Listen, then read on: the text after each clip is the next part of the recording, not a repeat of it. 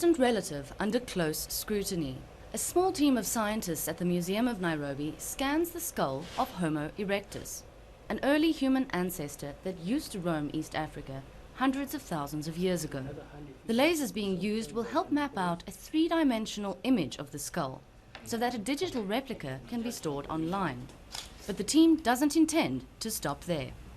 With the ultimate goal of sharing their entire collection with researchers and schools alike, the National Museum of Kenya recently embarked on the mammoth task of creating digital blueprints of their millions of African artifacts.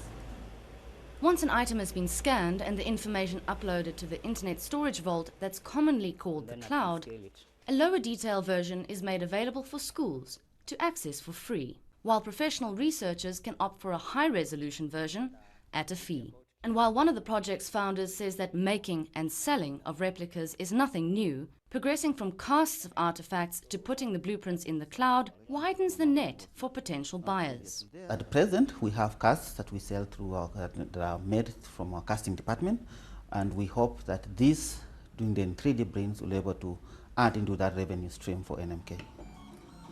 But it's still early days for the project.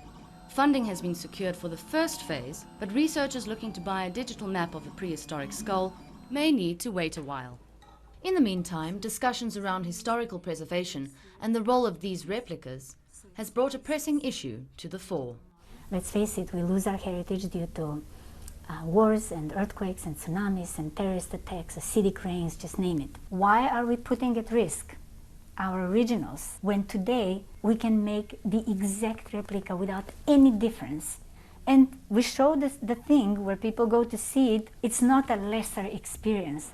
But not all agree that viewing a replica is just as good as viewing the original. In London, one collector of authentic African art says that whoever holds the replica has surely pulled the short straw.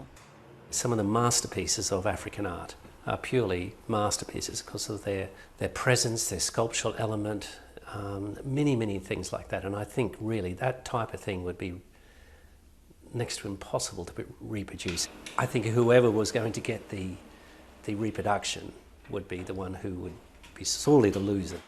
While a copy can never truly replace the authenticity of the original, putting the 3D blueprints of original artifacts in the cloud is definitely one way of digitally preserving exactly what they look like. That way, not only are the details of the artifacts kept safe, but people who normally wouldn't have access to museums can now view these historical treasures.